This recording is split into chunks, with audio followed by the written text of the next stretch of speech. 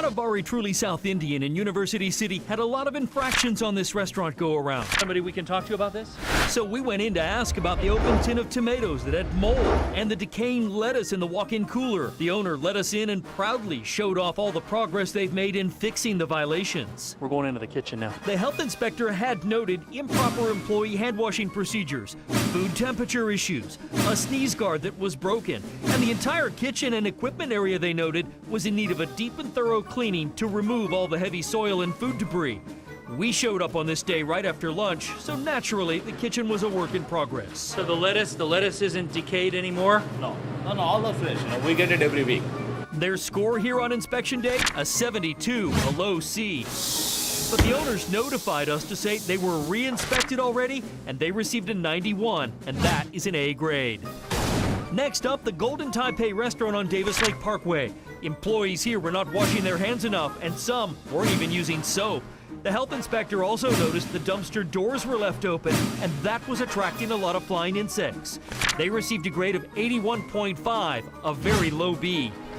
Last up, the Las Miras Tortas on Statesville Road in Huntersville.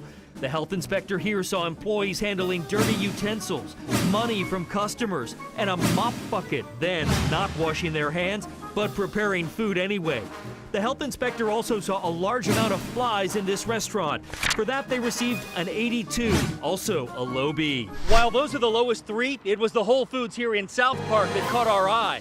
They got an 83, which is a low B. This location of Whole Foods in South Park was cited for having undercooked London broil without the proper consumer advisory label posted, just like this one.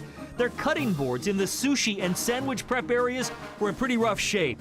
Their spinach and kale is supposed to be cooled below 45 degrees, but on inspection day, they were holding at 57 to 59 degrees. And they had to throw out 9 trays of rigatoni because they weren't properly cooled or fast enough.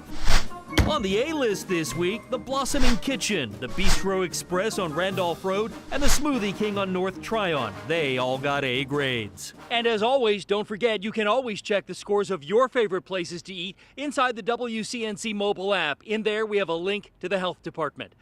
In Charlotte, I'm Bill McGinty, NBC Charlotte.